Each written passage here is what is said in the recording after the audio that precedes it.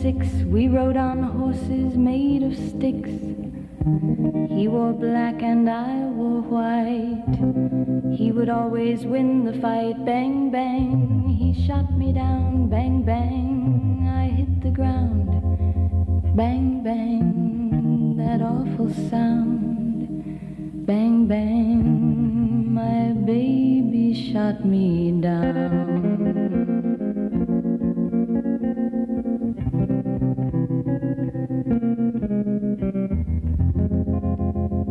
Seasons came and changed the time. When I grew up I called him mine. He would always laugh and say, remember when we used to play? Bang, bang, I shot you down. Bang, bang, you hit the ground. Bang, bang, that awful sound. Bang, bang, I used to shoot you down. El monologuista. Me pueden ver allí, ¿eh? Sí, en YouTube, Cultura BA. Ahí estoy. Nuestra careta, ¿sí? El monologuista se va a desarrollar durante 2 horas. Aquí en el ruedo. No diría solo, porque al otro lado del cristal no es que llueve y llueve con la canción de Serrat, sino que está Nico Giancarlini en la puesta en el aire, en la técnica, lo que hace falta para que no sea el silencio. El monologuista, no estoy seguro de que sea un programa, porque ocurre que se abren determinadas compuertas para que el pensamiento de manera libre surja, no disparatadamente, de manera delirante y deshilachada. Las cosas tienen una conexión con el otro. Lo que intento decir es que el monologuista, al correr del pensamiento, no está dividido en las secciones, que podría serlo, del tipo como economía, política local, política internacional, etc. Ahí están las cosas, vienen. Pero no vienen así de manera premeditada y estricta. Es lo que uno piensa. Y como uno tiene, lo digo con toda modestia, o lo digo de verdad, un pensamiento propio, no responde al mandato ideológico, pues firma y asume lo que en mi caso se dice aquí en el monologuista y en Radio Cultura. Por YouTube, Radio Cultura BA también, claro. A mí me pueden ver, no creo que sea un gran espectáculo. Soy yo, hola, tipo que habla. Pero no calla. Calla porque, por una razón que todos sabemos, el pensamiento no se detiene nunca. Nadie puede parar de pensar, ni con meditación, ni con hipnosis. Bueno, esto ya es una maniobra mayor. No hay manera, es como un río. A veces obsesivamente se detiene en un recodo, en un remolino de ese río, pero lo que ocurre por lo general es que prosigue su marcha, no es una laguna. Y ese río, el río del pensamiento, nunca es el mismo. Es como Heráclito, el oscuro, el presocrático, ¿no? Nunca nos bañamos 2 veces en el mismo río, aunque tenemos la impresión de que sí. No, ya es otro. Ha pasado por ahí, esas aguas han pasado. Y así pasamos nuestras vidas, que son verdaderas aventuras porque no conocemos el guión. Suponemos que uno va a hacer esto y lo otro y aquello, pero no, a lo mejor los hechos se modifican. De hecho es lo que ocurre en términos generales. ¿Mm? Es muy probable que alguien con la calidad necesaria se disponga a ser un nuevo Messi, pero a lo mejor tiene un accidente en la rodilla y opta por levantar un kiosco. Puede ser, ¿no? Sabés, te das cuenta, sabés que te has de casar un día, hombre o mujer, o entre sí, qué sé yo, acá no ponemos barreras, y vamos a ser sumamente felices, y parece que a veces no, que dura un tiempo, o vienen unas rachas, esas rachas de felicidad, en las que consiste la felicidad en su totalidad, como pensaba Borges en alguna de sus conferencias tartamudeantes y geniales. La felicidad consiste en rachas.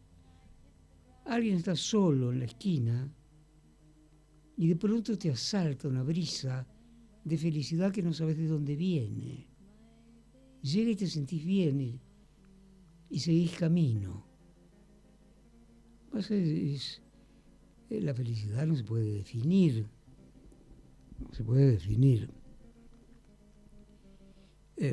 Si se trata de personas más o menos corrientes, si se trata de seres patológicos, a lo mejor la felicidad consiste en mortificar a los demás o cometer desastres, pero nuestras vidas, promedio, no.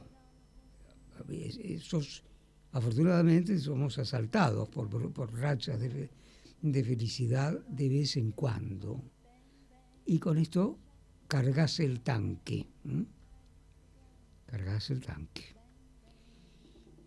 El monologuista pienso uno como monologuista de estas 2 horas que debe proceder en libertad.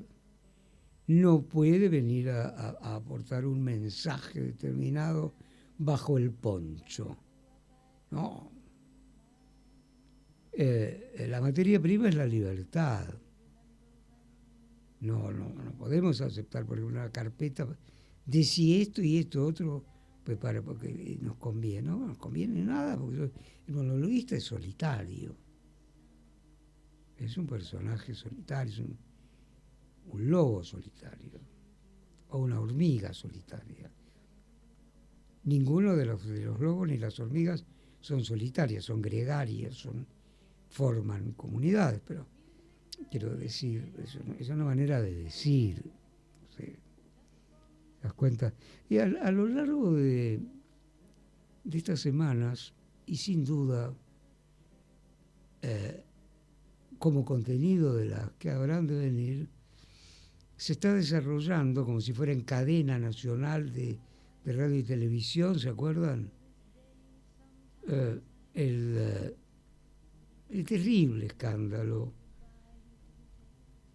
de la gestión de Alberto Fernández, un presidente que no lo era en realidad porque no tenía una autonomía determinada, y su gestión fue desastrosa. Un repaso muy simple, un raconto de discursos, propuestas, comunicaciones en cadena, y en realidad consistieron en mentiras. He sabido, por ejemplo, que la gran Hannah Arendt, la filósofa o discípula de Heidegger, el pensador alemán, que filonazi, inocultablemente. Ella era judía, pero tenían, no solo no eran sus discípulos, sino que mantenían una relación afectiva, amorosa. Hannah Arendt fue testigo de cuando el Servicio de Inteligencia israelí, en el 58-59, fue capturado Eichmann, el responsable de organizar los campos de exterminio horrendos del siglo XX, y escribió acerca de todas las jornadas en que fue llevado a Israel los agentes secretos israelíes. Fue juzgado con testigos, con abogado defensor, etcétera, para terminar finalmente condenado a morir en la horca. El jefe del Mossad, que es el servicio secreto israelí, entonces pidió apretar el botón, porque la horca por entonces se había modernizado. Se ponía un señor o quien fuera condenado a la horca como resultado de sus atrocidades, sentenciado a morir en la horca, ponía un pequeño ascensor, el cuello anudado por la soga, y al apretar ese botón bajaba bruscamente el ascensor y la condena se cumplía. Con ese olor acre de los ahorcamientos, porque los condenados a muerte o quienes eligen terminar su vida ahorcándose no es un tema florido. No pueden ni quieren ni contener sus funciones corporales. Huelen. En el momento antes de apretar, el jefe del Mossad le dijo a Eichmann, responsable mayor de la organización de los campos de concentración nazis, Eichmann le dijo al jefe del Mossad israelí: nos vamos a encontrar en el infierno judío. Y el jefe del Mossad le dijo: por supuesto que vamos a coincidir, pero no ahora, no todavía. Y apretó el botón.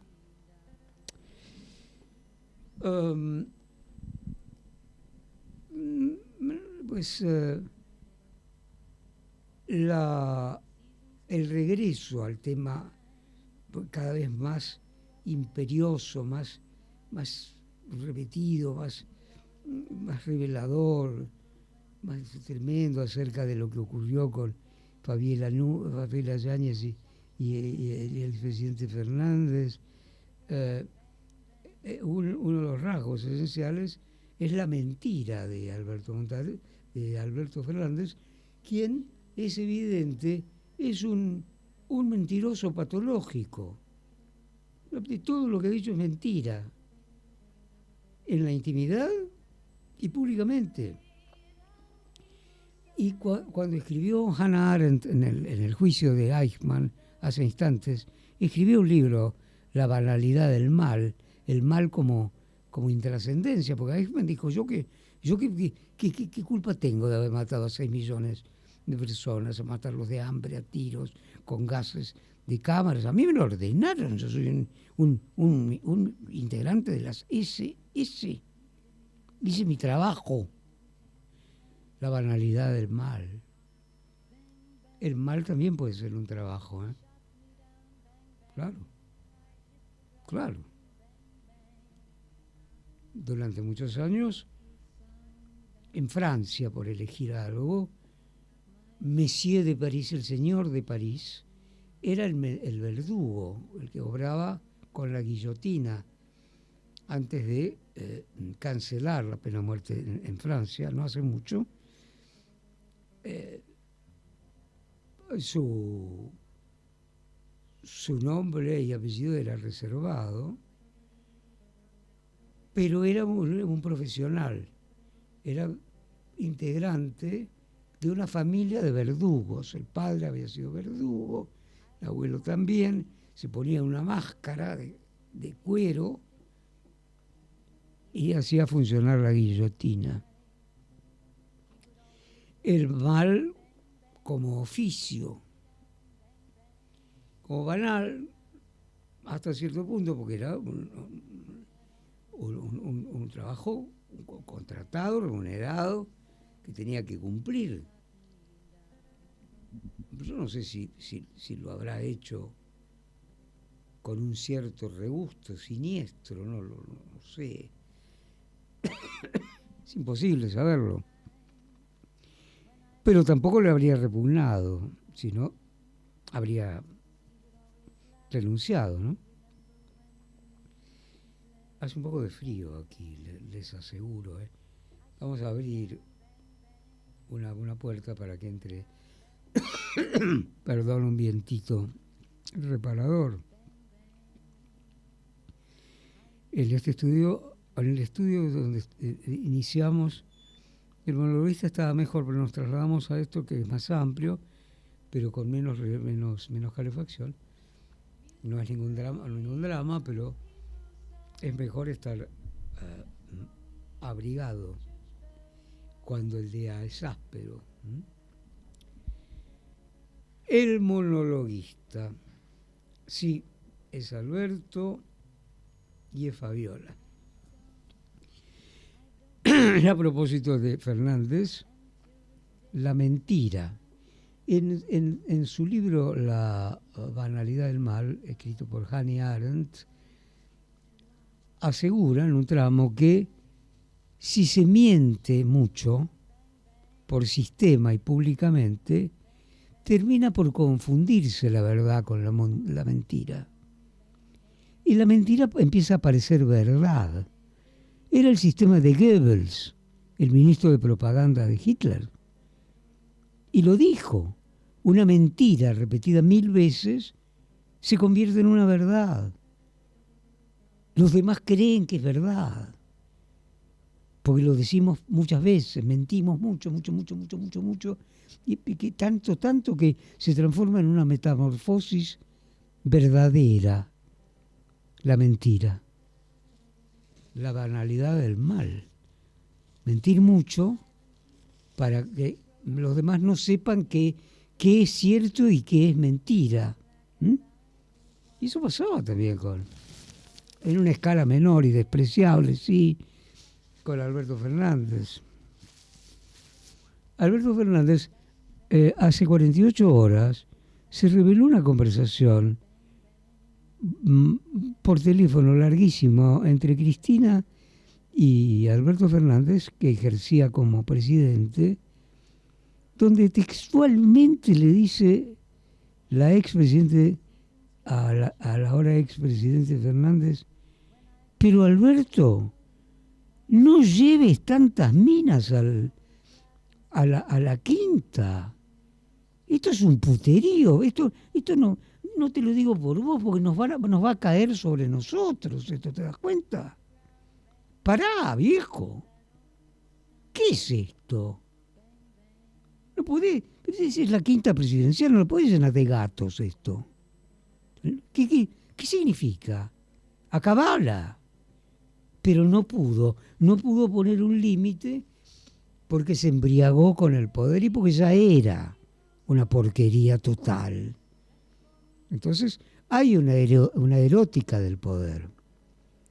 El poder atrae como moscas. Dice: yo voy a arrimar a fulano. Y bueno, son 20 minutos. Por ahí me llevo un Rolex o un cargo. ¿Qué me importa? Ya he hecho tantas cosas. Sí, sin oportunidad. Y desfilaron estas pseudoactrices, algunas buenas actrices, incluso con el pretexto de que iban durante la pandemia, ¿no? Que no se podía, a luchar por la situación de los actores.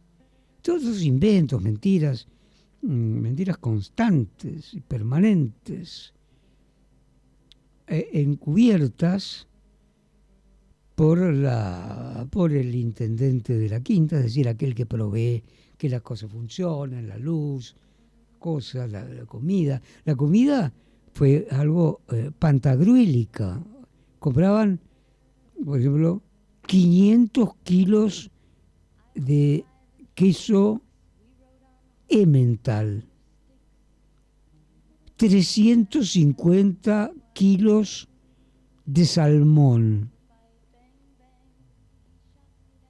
300 cajas de champagne francés, 270 lomos sin cordón. Vieron que el lomo entero tiene como un cordoncito al lado. Los que somos más modestos nos lo comemos también. Supongo que se lo habrá, Alberto se lo habrá dado a Dylan, el perro, no sé. Fue algo repugnante verdaderamente, ¿no? Todo esto es presunto, porque el juicio no se ha iniciado ni se ha probado, y hay un principio de inocencia. Todos somos inocentes hasta que se demuestre lo contrario si somos acusados, no antes. Solamente el enriquecimiento ilícito obra al revés. Aquel que se ha enriquecido tiene que demostrar que no lo hizo ilícitamente. Es el único lugar en que se invierta lo que se llama el peso de la prueba. Todo esto que hemos enumerado y que es evidente no nos transforma a nosotros en jueces. Hay que desarrollarse un juicio y recién para si se produce una condena, entonces sí, pero nosotros intuimos, sabemos, hay indicios, día y noche con esto, que es cierto. Pero nosotros no obramos como la justicia, que es un poder del Estado, ¿no? Estamos aquí en el monologuista. En el monologuista, yo no me acuerdo qué hemos programado, pero ¿cuál, Kinko? Ah, gracias, sí. Enrique Mono Villegas, fue uno de los mayores pianistas de jazz del mundo. Nacido acá en la Argentina. En mi adolescencia lo he visto en un local, muchas veces, en un local que se llamaba 676, donde también tocaba Astor Piazzolla, Rovira, la brasileña Maísa Matarazzo. Era un boliche para tomar algo y ver. Era precioso, era un café concert, pero de estrellas. Y cuando tocaba el Mono Villegas, muy parecido y muy ajustado el mote, pues parecía una especie de pequeño orangután, se lanzaba sobre el piano de una manera desaforada, interminable, con la improvisación que el jazz exige, pues no sé, puede tocar 20 minutos, como en este caso, que dura mucho, pero con Nico vamos a poner 5, 6, 7 minutos. Es un sacrilegio, tendríamos que haberlo permitido escucharlo todo. Pero, qué sé yo, hay ciertas reglas, ciertas normas, en fin, a lo mejor nos puede subyugarnos y emocionarnos el arte desaforado y genial de Enrique Mono Villegas, pero a lo mejor a otras personas no. Entonces tenemos que conseguir un equilibrio.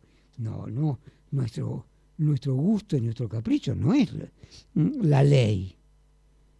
Pero con 5 o 6 minutos de Body and Soul, cuerpo y alma, por el Mono Villegas, vamos a tener una muestra suficiente, Nico, me parece a mí, aquí en el monologuista y por YouTube, Radio Cultura, BA. Hola, sí, exactamente. Mono Villegas. En el monologuista y por Radio Cultura, el genial Enrique Mono Villegas, Body and Soul, un clásico del jazz, donde era mucho más largo, profanamos esa versión, porque a lo mejor no queríamos, muchas personas no querían seguir tanto Mono Villegas, pero como muestra fue suficiente y generosa en alguna medida, el Mono Villegas, ya lo hemos dicho hace un ratito, fue uno de los mejores y más grandes pianistas en su época y en todos del jazz, como Blanco, además. Sí, fuimos a su casa, era y bueno, alguna vez tenía que ser un jovencito. La revista Gente me dijo, ¿por qué no vas a la casa del Mono Villegas? Y dije, pecado del noviciado del periodismo, le dije a Carlos Fontana Rosa, digo, pero ¿dónde vive? ¿Dónde es? ¿Qué teléfono tiene Villegas? Me miró, no dijo nada, me dejó con una mirada que lo decía todo. Averigualo vos. Informate vos acerca de cuál es el teléfono y pedirle una entrevista.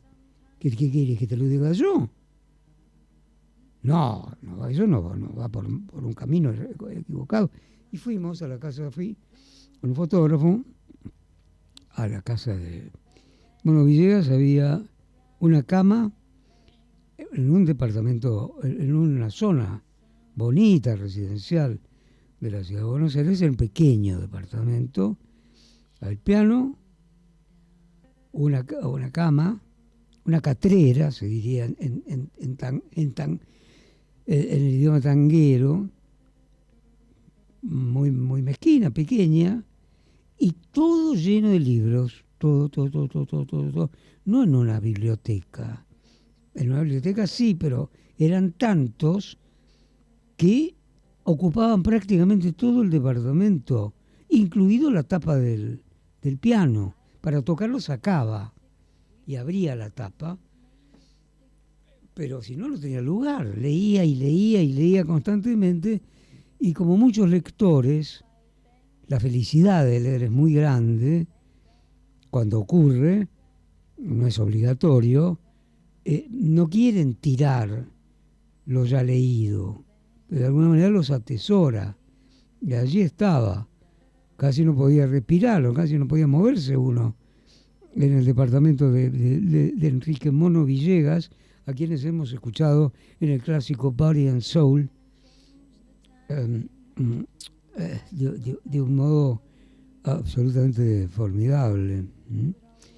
Son esos momentos estupendos de la vida que no cuestan nada. Escuchar la belleza y la pasión de un músico de jazz y la esencia inherente al jazz, la improvisación. Habrán ustedes seguro advertido que al tocar Body and Soul, cuerpo y alma, Enrique Villegas seguía su partitura, pero improvisaba constantemente. Por eso en realidad la grabación fue larguísima y podría haber sido más larga todavía. Y otro orden de cosas, hablábamos ayer con Ignacio Zuleta Puseiro, que es un periodista magistral, de gran cultura y de gran calle y de gran pragmatismo, ¿no?, acerca de nuestro país y acerca de un tema realmente clave en el mundo contemporáneo son los problemas económicos exclusivamente los que resuelvan las sociedades, o es más bien una tarea que queda a cargo de los políticos? Políticos han de ser quienes empujan la realidad para transformarla a gusto de algunos y otros reprobarían, pero no, a lo mejor no se soluciona con un número, la cifra mágica de la dicha de un país. Es difícil aceptarlo. En nuestro país un poco es esto, porque Javier Milei, que tiene una personalidad muy pronunciada, muy atractiva, por momentos también muy erizante, también con sus brotes de cólera, y el tipo de que, no sé, está bien, es el ardor de la polémica, ¿no? Pero está en desacuerdo con una chica, una periodista, por ejemplo, y el periodista eventualmente la mandó a la mierda. Esto yo no creo que no es de lo mejor que puede ocurrir. Pero mira, es así, eso es evidente, y además no le gusta la política, lo ha dicho él mismo. Prefiero ir a Sun Valley y a ver a los grandes bonetes de la tecnología. Quiere hablar unos minutos con Elon Musk, con quien ha desarrollado el supermagnate, nacido en Sudáfrica, norteamericano,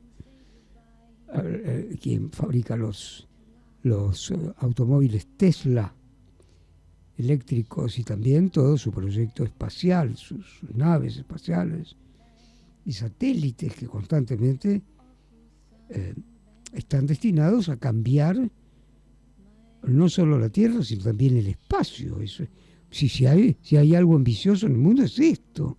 Y además es tan rico, Musk, que no puede creer. Marea podría sufragar y solucionar el Producto Bruto Interno de 20 países. No creo que está muy interesado en ese tema, tengo la impresión.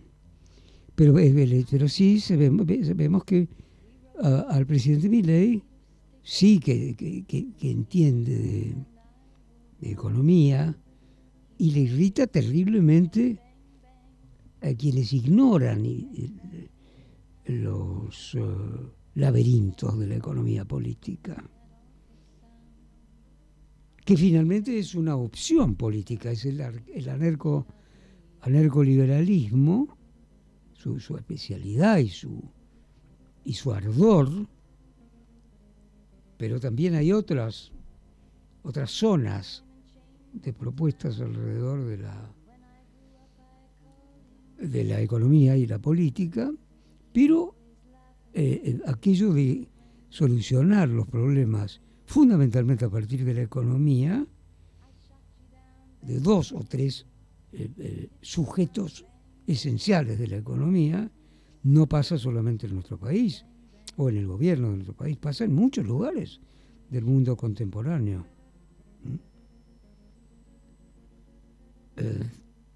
Pero es un sector de la economía. Decía con cierto gracejo don Miguel de Unamuno, aquel vasco tremendo, y escritor y poeta mayor, para jugar al ajedrez es necesario ser muy inteligente para jugar al ajedrez. Eso sí, claro. Es un poco esto, ¿no? Eso es el anarcoliberalismo, pero hay otras propuestas. Y al monopolista le cae bien un mercado abierto, una competencia, una reducción del Estado, pero el presidente más bien propone extinguir el Estado, suprimirlo. Es un anarquista. ¿Mm? Lo que hizo es eso, digamos, una utopía probablemente, porque después en el terreno las cosas son distintas y en realidad el inteligente, por momentos brillante periodista Milley, tiene poco a su alrededor para apoyar en la pared. Está su hermana, Karina, que tiene un alto cargo, es la secretaria general de la presidencia, y está, siempre hay que decir, el joven Santiago Caputo, al que se le adjudica un poder inmenso. Pero según hablábamos ayer, por suerte, con Ignacio Zuleta, son más cuestiones de exageración tremenda acerca del poder de Karina o de Santiago, porque en realidad es el que decide y tiene el volante es Milei. ¿Mm? Y es muy hábil también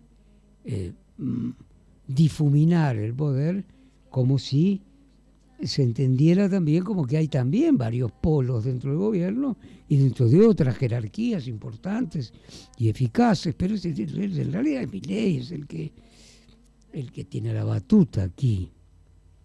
¿Mm? Sí, veremos cómo resuelto, cómo resultará todo esto, porque nosotros hemos llegado a un punto, lo pienso desde el monologuista realmente, en que los habitantes de nuestro país tienen que limitarse a vivir en el presente. Por lo general el pasado es lamentable, es necesario estudiarlo, necesitamos los historiadores, etcétera, pero es lo pasado y el futuro no ha llegado, y no sabemos cómo llegará, porque no hay una propuesta orgánica general acerca, a mí me lo parece, y lo digo desde el monologuista, un proyecto que abarque la educación, las relaciones intersexuales, pues el comportamiento, la responsabilidad de unos pues con otros, la seguridad, donde hace sus esfuerzos Patricia Bullrich, por cierto, pero así un plan orgánico general no lo abarca. El punto de partido es la reducción, ojalá, qué sé yo, ojalá se procede de tal manera que sea acertado la inflación y sujetarse estrictamente a evitar el déficit fiscal y conseguir superávit algún día. Claro, lo que pasa es que también hay gente aquí. Y hay que hacer un esfuerzo. Pero es muy difícil proyectarse en el futuro, en la Argentina. Un país magnífico, uno de los más extensos de la tierra, con una producción agraria, agroindustrial, ganadera, con mucha carga de tecnología y ciencia, una producción asombrosa, con líderes lúcidos, que en general no es entendido por el común de la gente, para el monologuista, lo que significa el campo en la Argentina. La mayoría de las personas creen que van al supermercado, cargan un sachet de leche y creen que llovió de una nube. No saben. Y además hay un resentimiento. Todavía se mantiene la idea de que el campo conforma una oligarquía hereditaria, y todo esto es mentira. Mentira, es un sector de una pujanza gloriosa. No, bueno, pero es uno de nuestros rasgos esenciales, el desencuentro. En nuestro país, de tanta belleza, el país de Milstein, el país de Leluard, el país de Messi, el país de Marta Argerich. ¿Qué decir? Caramba.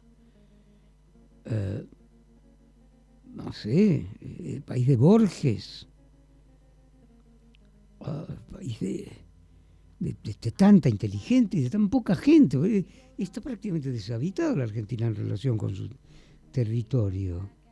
Y sin embargo, buena parte de los habitantes están ahí esperando, en medio de la pobreza, empantenados, a ver qué les van a dar. Y se han acostumbrado, y lo voy a decir, a hacer poco para salir de una pobreza miserable y humillante. Y están a la espera que un gobierno se les dé. Al monologuista no. Que viene a hacer uno, no lo hace, yo no soy rico. Yo diría modesto. Con lo que tengo, con lo suficiente para vivir está bien. No van a creer. Pero yo en mi vida he firmado un cheque, nunca. Jamás en mi vida. Y tengo compartido con la santa, mi mujer, una cuenta de ahorro que nunca reviso. Le echo el fardo a ella y yo me voy un poco de juerga, que también hay que vivir, digo yo. El monologuista, son 2 horas que salga el toro. Sale el toro y claro, la tauromaquia, con las corridas de toros, estoy seguro de que la mayoría de las personas en nuestra tierra durante la aldea y durante la colonia hubo corridos de toros. No les interesa o reprueban las corridas de toros. A mí me gustan mucho. He vivido muchos años en España, pero no la España negra de moscas y sangre y Franco. Otra, la que salía de ese periodo, pero me sentí subyugado por la sangre de los toros. Que digan lo que digan. Sé que es cruel, pero también a veces muere el torero. Fuimos en otro matrimonio anterior, creo que ya son demasiado, francamente, a Colmenar de Henares, cerca donde vivíamos en las afueras de Madrid, Somosaguas, a ver una corrida cuya figura principal era el Gillo, un torero que despuntaba. Y en el último tercio entró a matar, clavó su estoque de una manera increíble, el toro dobló, estaba muerto. Y el Gillo giró, alzó las manos hacia las tribunas en gloria. El toro se levantó de una manera horrenda, como si volviera de la muerte, y lo atravesó por la espalda y lo mató. Y el toro corría desesperado con el Gillo enganchado en uno de los pitones de los cuernos, y el Gillo estaba pálido como la nieve. Fue horrible.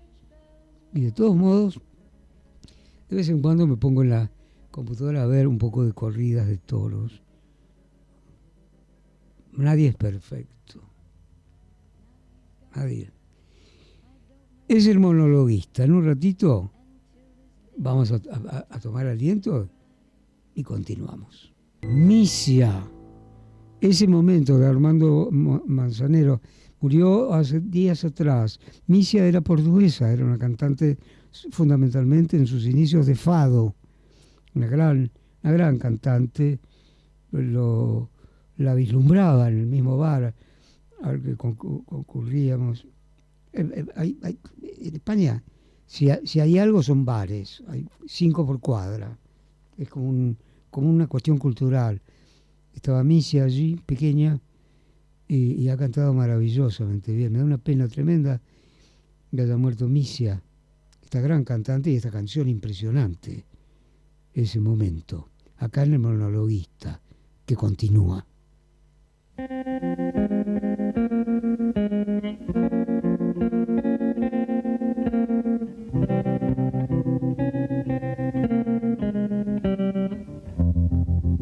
I was 5 and he was 6. We rode on horses made of sticks. He wore black and I wore white. He would always win the fight. Bang, bang, he shot me down. Bang, bang, I hit the ground. Bang, bang, that awful sound. Bang, bang, my baby shot me down.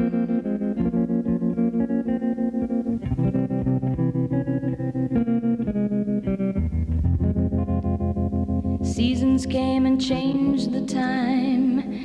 When I grew up, I called him mine. He would always laugh and say, remember when we used to play? Bang, bang, I shot you down. El monologuista, al otro lado, con la operación y la puesta en escena, Nico Giancallini. Menos mal, pregunto cosas necesarias. Son 2 horas de monólogo al galope del pensamiento. Le voleas la pata al pensamiento, te montás y vas al trotecito un poquito, así criollo, después un galope corto, después te vas a galope tendido. Siempre he vivido en la compañía de los caballos. Muchos meses y muchos años de veraneos en el campo. Las vacaciones eran largas.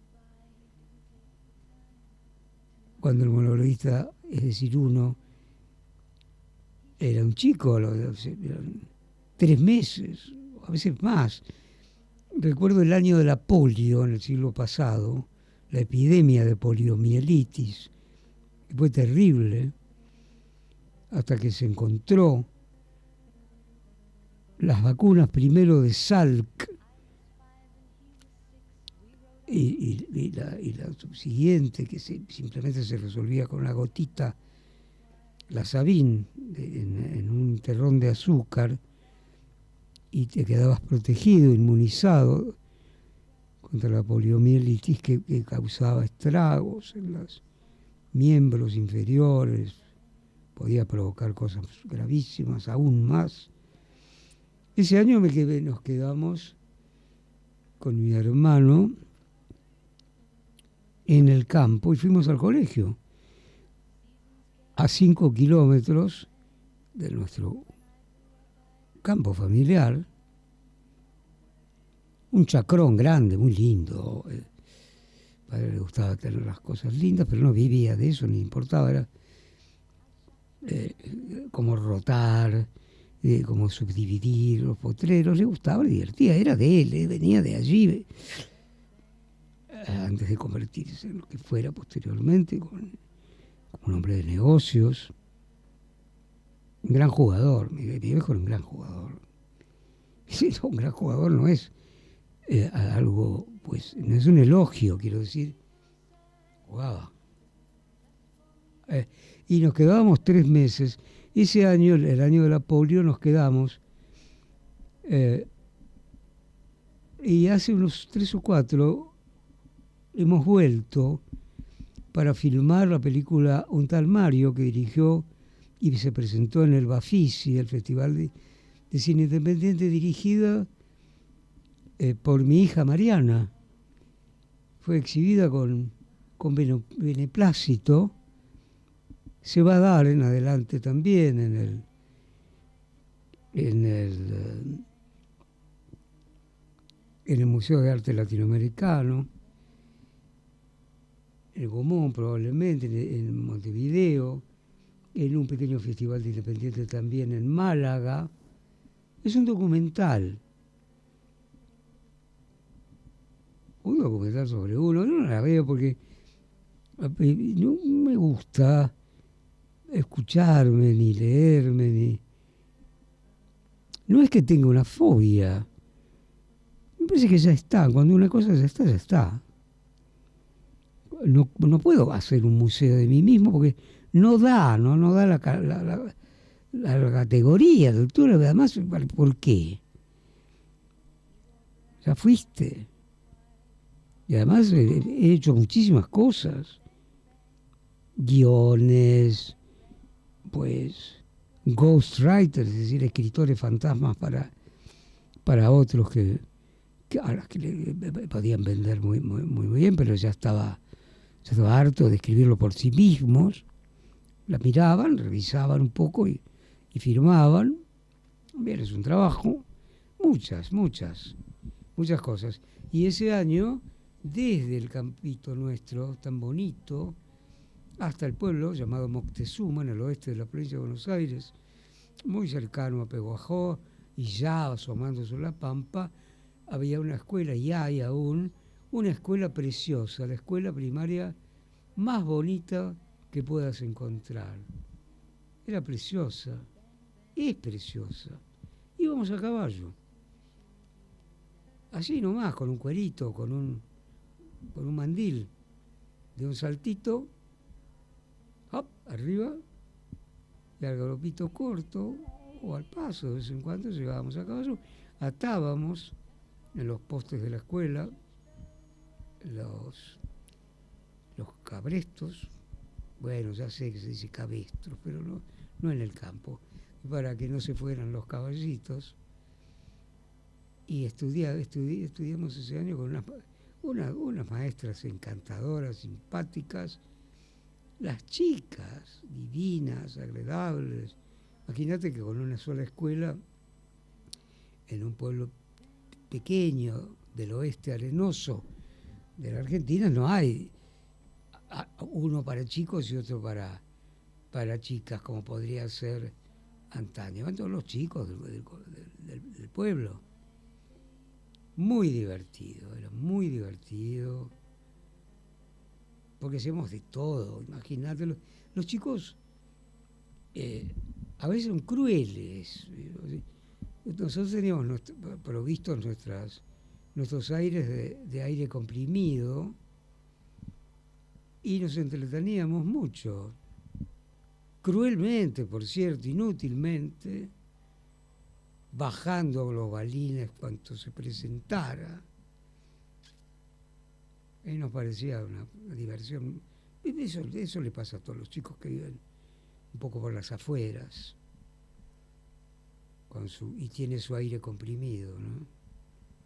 Donde se le pone a tiro a alguien una lechuza, lo que fuera, pobrecita, que tiene la culpa, esta criatura, me arrepiento. Abajo. Cierta vez, con una linterna de noche en un montecito de eucalipto, vi, pero esta vez con una pistola de un solo cartucho del 14 y una linterna, levanté, en la linterna había una comadreja, tiré. Es un episodio que siempre me entristece, aunque es remoto. Cayó la comadreja y salieron de la bolsa, porque es un marsupial, la comadreja es el único marsupial de América. Salieron unos unas comadrejitas peladas, mínimas, que no iban a vivir. Bueno, para mí era un entretenimiento. Un entretenimiento de una innegable crueldad. Pero los chicos podemos ser crueles. Burlarnos de alguien que es gordito o tímido. El bullying ha existido siempre. Es algo muy injusto, algo que merece ser una reeducación para ganar el respeto del prójimo, que es tan importante, tan esencial. A propósito del prójimo y de los chicos, hace 4 o 5 días, removiendo un poco en la librería del patio Bullrich, donde los encargados son de una amabilidad enorme, cultísimos, es decir, compran y venden, son sus empleos, libros, pero los han leído a todos. Es decir, no miran la contratapa de las novedades. Son hombres y mujeres cultos y sensibles. Como tienen como un lenguaje muy divertido. ¿Qué te parece? Le preguntas, por ejemplo, no importa el nombre, la chica, que es un amor. ¿Qué te parece esto que veo acá en la contratapa? Y dice, está bien. Es un thriller que tarda en engancharte, pero bueno, así que desde el punto de vista literario, la trama. No, digo, es pochoclo. No es la película, es pochoclo. No la compré, pero en cambio compro. Ahora son muy caros los libros, están bajando un poco. La recesión también llega a las librerías, pero la lectura es una cuestión tan maravillosa. Ese diálogo silencioso entre el lector y el libro es tan irreemplazable, tan cálido, tan beneficioso si asoman alguna clase de dolorcillo del alma. Nada, podés tener tu amigo, ese libro que nadie más va a entrar allí. Y compré uno de los libros de Emmanuel Carrère. Emmanuel Carrère es un libro hoy muy consagrado en Francia. Es un lector cronista.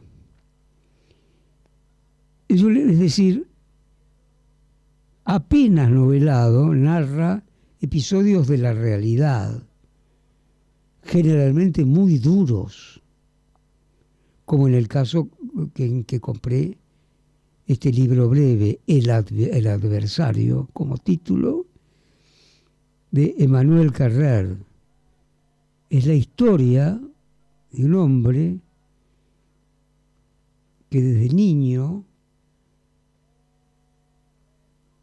asomó la personalidad de un mentiroso, fantasioso, de buenos modales, educado, buen vecino,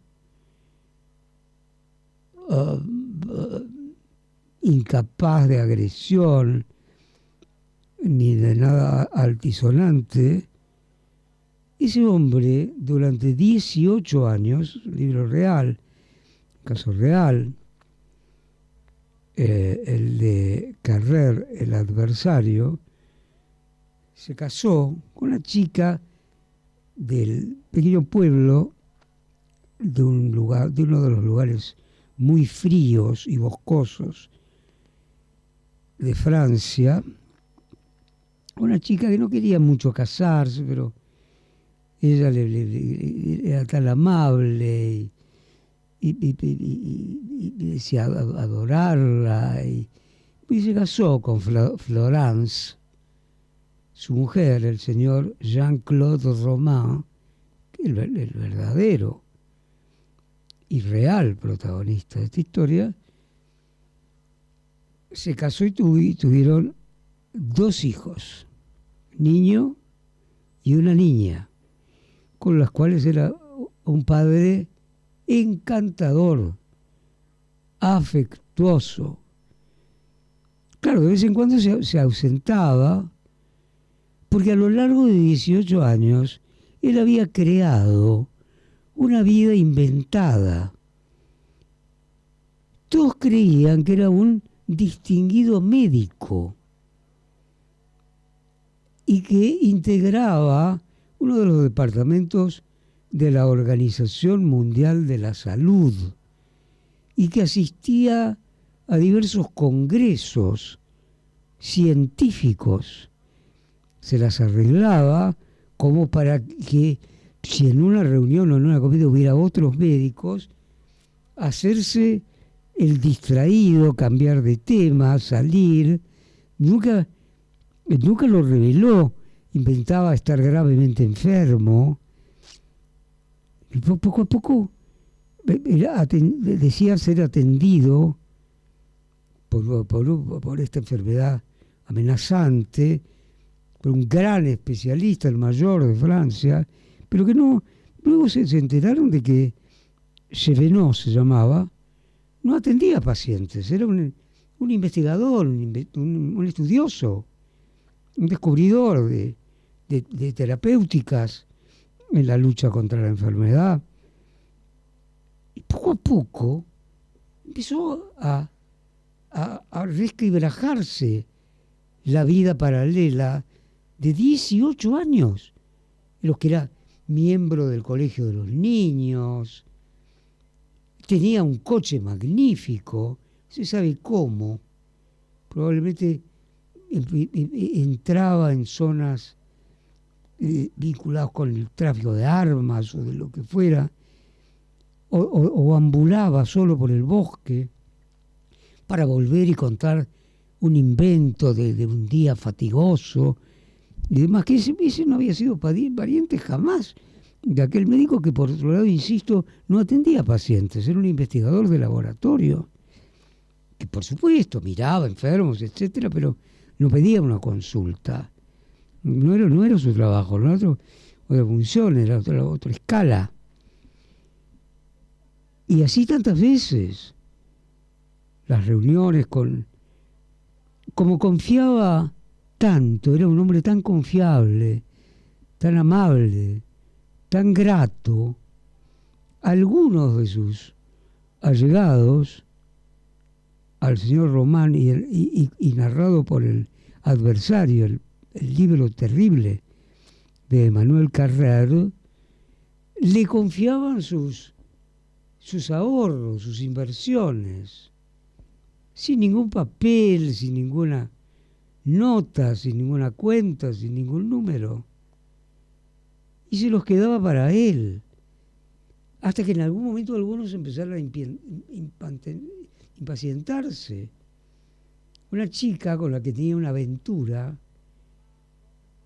Corinne, le había dado todo el dinero que tenía, por confianza y por simpatía y por empatía, se diría hoy en día, del doctor, del falso doctor Romain. Le dio todo. Pero al tiempo ella empezó a vivir ciertas estrecheces. Y le digo, me gustaría que me devolvieras, o que fueras al banco, como está tu nombre, y me trajeras la plata que te dije para invertirlo en un banco con un determinado beneficio. Y siempre prorrogaba y prorrogaba. Ay, sí, mañana iba a ir. Uy, tenés razón. Bueno, empieza a descubrirse poco a poco y acorralado ya por una mentira secreta y horrenda, lo hace más horrenda aún. Compra 2 bisones de gasolina, se lleva la carabina de su viejo padre, un silenciador, un palo, y mata a sus 2 hijos, a su mujer y a sus padres. Emmanuel Carrère sigue toda esta historia a lo largo, no revelo nada, no es spoilear, porque es una historia que ya lleva años, solo que ha salido como una novedad porque lo ha escrito ahora o hace poco Emmanuel Carrère. Sorprendentemente, en las últimas páginas, condenado a cadena perpetua, a pesar de ello, sale al cabo de 20 y pico de años y convence a muchísimas personas al hecho de haber sufrido o experimentado una metamorfosis, un gran arrepentimiento, un sentimiento místico, una carga de bondad y arrepentimiento y demás. Y el mismo Emmanuel Carrère, que lo va a visitar a la cárcel muchas veces, termina de una manera espeluznante en una cierta casi amistad entre el monstruo y el escritor lo confiesa y lo dice, y ahí termina el libro. Leído por mi hija Mariana, que es la mayor lectora que conozco, y yo lo había leído, me dijo, yo también me quedé de una pieza, esto es increíble. Es increíble. Es increíble, de algún modo, Carrère, ¿qué le habrá pasado al invento de 18 años y al estafador y al asesino de sus propios hijos, de su mujer y de sus padres? Además de quemar la casa entera, para eso tenían los bidones de gasolina. Pero él sobrevivió y fue recuperado por los médicos y hubo un juicio y donde admitía todo. Pero decía, no sé por qué pasó. A mí también me parece mal. Era el grado de cinismo y de locura del tipo. Sí, mis padres yo los maté, claro, pero no quería hacer lío, por eso le puse un silenciador. Y yo, la verdad que estuvo mal, sí, pero no sé por qué lo hice, ¿no? Sí, claro, era honesto. Y eso, a mí también me parece mal, la verdad, al jurado, ¿no? Me parece mal. Y al fiscal que estaba que tenía que controlarse para no dar 2 pasos y ahorcarlo. Yo recomendaría la lectura del Adversario de Emmanuel Carrère, porque además es muy chiquito, en 2 días largos te lo lees. Es espeluznante, y son varios los de Carrère, y su fama es justificada, porque no es pochoclo, no es una literatura barroca, es una prosa periodística de cierta inspiración, por supuesto. No es un tipo cualquiera que viene a un cronista mediocre que está contando lo que ya sabíamos. No, hay reflexiones y detalles y suspenso y capítulos donde termina y uno dice, ¿y cómo sigue esto? Aunque ya lo sabemos, pero ¿cómo hizo? ¿Cómo hizo? ¿Y en qué momento decidió el señor Bonnard, como ya no tenía otra salida, que asesinar a sus propios pequeños hijos, que adoraban al padre? Adoraban. Los acostó y los mató a tiros. mató a tiros. Al padre arguyó que fue una caída de lo alto de una escalera, y no era cierto. Lo había matado con la misma carabina que se había robado de la casa del viejo señor. Bueno, vale la pena. Y los libros valen siempre la pena. Incluso Stephen King, el maestro del horror y del espanto, en su no biografía, sino en su explicación sobre por qué es un lector, On Writing, se llama, es decir, acerca de la escritura, que ningún libro es del todo deleznable. Y contaba que de joven había leído una novela un western del viejo oeste, donde se repetía constantemente el adjetivo brioso. Y era tan abrumador la palabra de la palabra brioso, que aprendí a no usar la palabra brioso, por lo menos. De algo siempre sirve. Me lo leí hasta el final. Vale la pena leerlo, On Writing de Stephen King, porque además es muy divertido. Muy divertido. Fue criado por una nodriza que como castigo se le sentaba en la cara, y no era una señora educada, la nodriza. Lo puedo asegurar según el libro de Stephen King, ¿no? Sí, que notable, que extraordinario. El paso de los Juegos Olímpicos es también un episodio extraordinario. Me recuerda a un verso de uno de los grandes poemas, quizás el más grande de los poetas de la modernidad, Walt Whitman. Uno de sus versos es: canto al cuerpo eléctrico.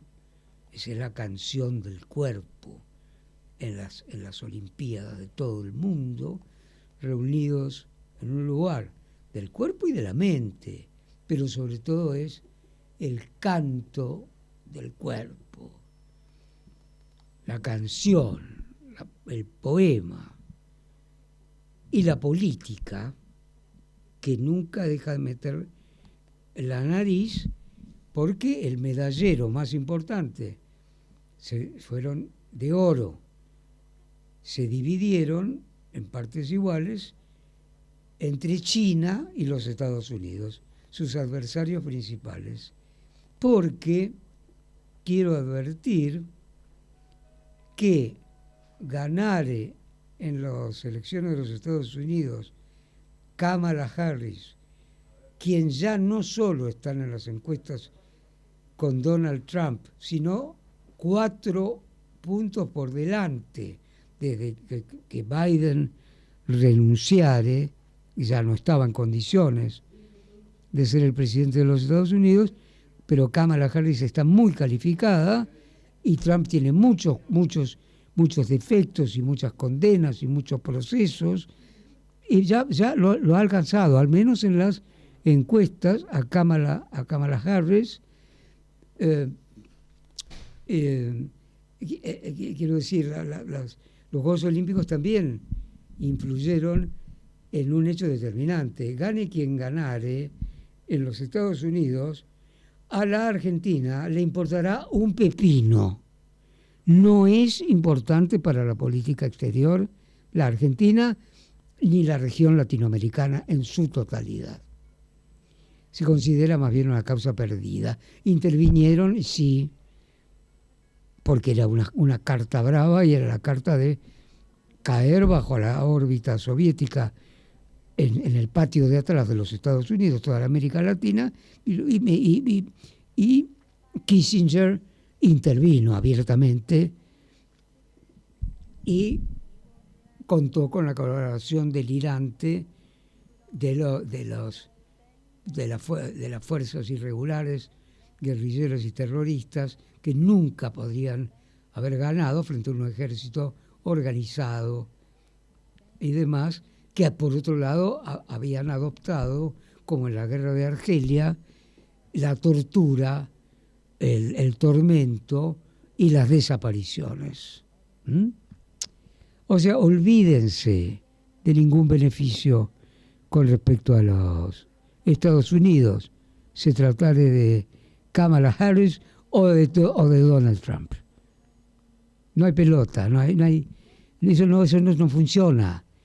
En primer lugar, Trump, con todo lo que ya sabemos, tiene una gran fuerza, desde luego, pero es un nacionalista de los Estados Unidos. Primero los Estados Unidos. Vamos a restaurar nuevamente la grandeza norteamericana. No va a repartir panes y maná de los cielos.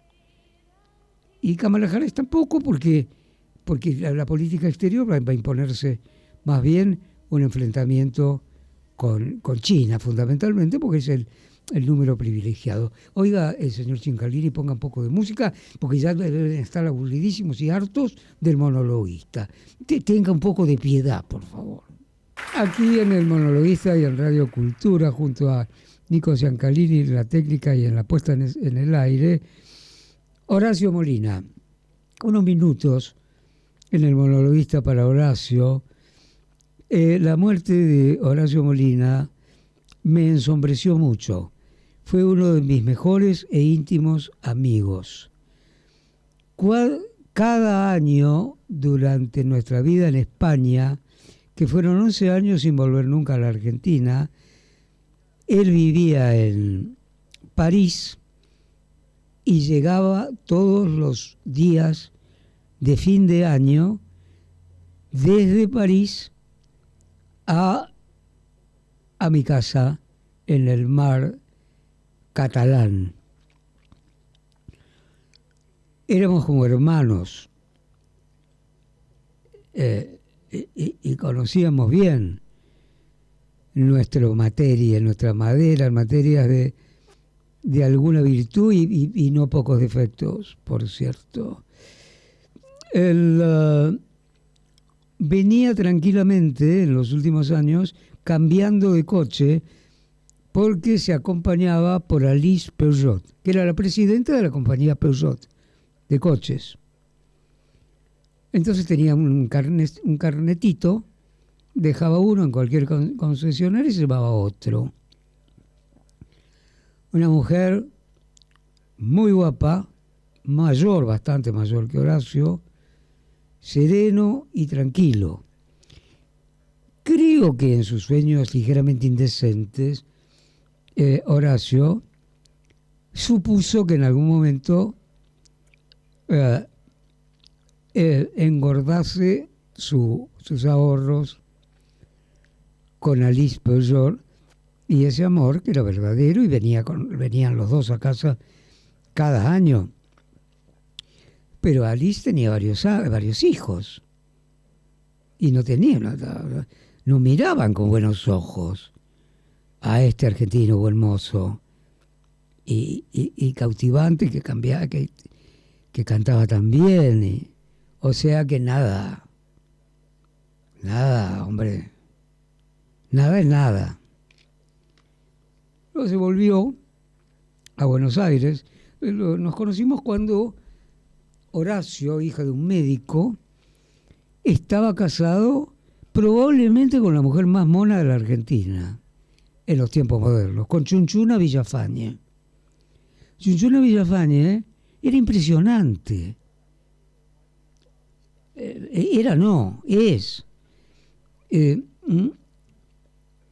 Una mujer que parecía de otro mundo. Qué agradable, qué simpática y qué todo, hasta que todo se rompió. Chunchuna se politizó, era hijo de un militar, ella, y se pasó a las izquierdas revolucionarias neoperonistas y se unió con Solanas, el célebre director de cine, Pino. Y se radicaron Chunchuna y... Chunchuna fue en el avión que trajo a Perón de regreso, entre tantas personas y personajes que llegaron aquella vez. ¿Se acuerdan? Con Rucci, ¿se acuerdan o lo vieron en alguna foto? Fue un día lluvioso cuando llegó a la base de Morón y luego se trasladó a Ezeiza, Perón, con Rucci, el dirigente sindical máximo, jefe de la CGT, cubriendo al viejo caudillo con un paraguas, porque era un día lluvioso. Y se esperaba, ingenuamente, de parte de Perón, que no tenía ganas de volver. Fue impulsado, pregúntenle a Tata Joffre, que lo sabe documentado, fue presionado, tal vez pagado, para regresar a la Argentina como un freno para el avance comunista en la región latinoamericana. Pues Perón era un militar y un hombre de derechas, abiertamente, nunca lo ocultó. De manera que las guerrillas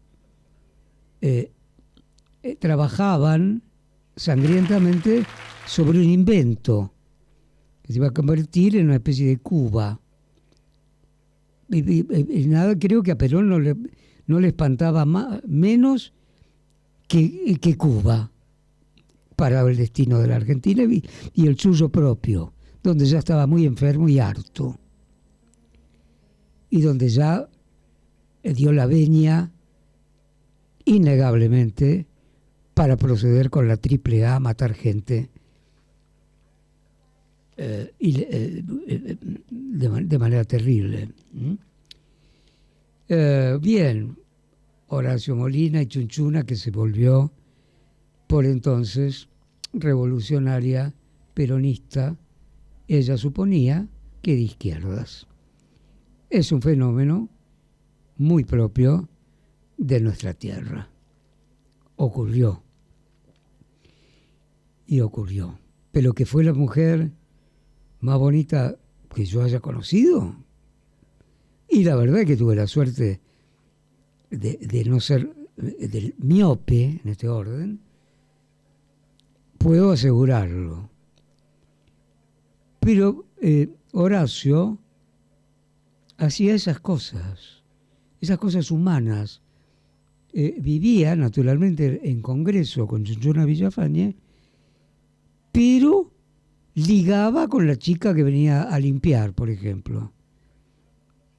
Claro, no dije nada, le digo, pero sos boludo, vos qué. Y no sé, no me pude controlar, qué sé yo. Y qué sé yo, y qué sé cuánto. Murió Horacio Molina, lo siento tanto. En muchos cumpleaños nuestros fui a casa a comer y a tocar. Horas y horas, sobre todo en la casa que tenía en Colonia, ya no. Tanto que cantaba afuera y hacía frío que tuvimos que decirle, Horacio, hace frío, te vas a resfriar, te vas a estropear la garganta para que parara ya de una vez. Cantaba y cantaba y cantaba y cantaba ese bailarín compadrito que a mí me encantaba, o el tango Rubí, que también me encantaba, y él lo cantaba maravillosamente bien. Quedamos pocos acá con el monologuista, pero tenemos que traer al genial Astor Piazzolla.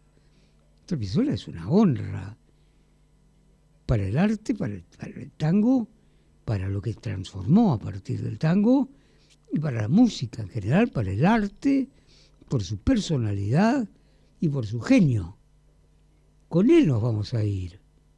Claro que sí, claro que sí. Vamos a ir con Piazzolla embalado al máximo. ¿Qué lo vamos a poner? No me acuerdo.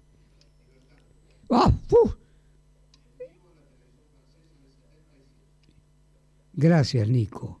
En 1977, para la televisión francesa, nos ha quedado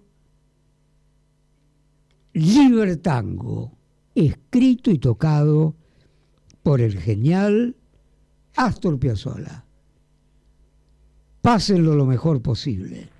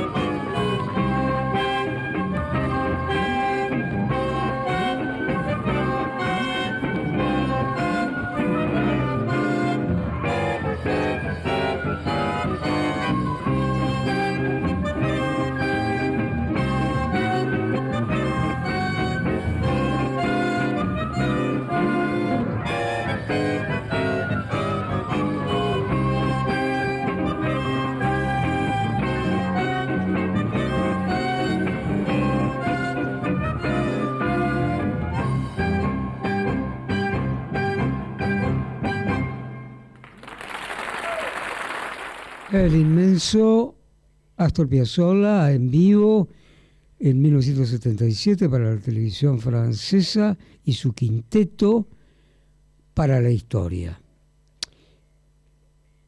¿Qué, nos vamos? Sí, nos vamos. El próximo domingo, en Cultura, entre las 10 y las 12, El monologuista. Buenas horas. 5 and he was 6. We rode on horses made of sticks. He wore black and I wore white. He would always win the fight. Bang, bang, he shot me down. Bang, bang, I hit the ground. Bang, bang, that awful sound. Bang, bang, my baby shot me down.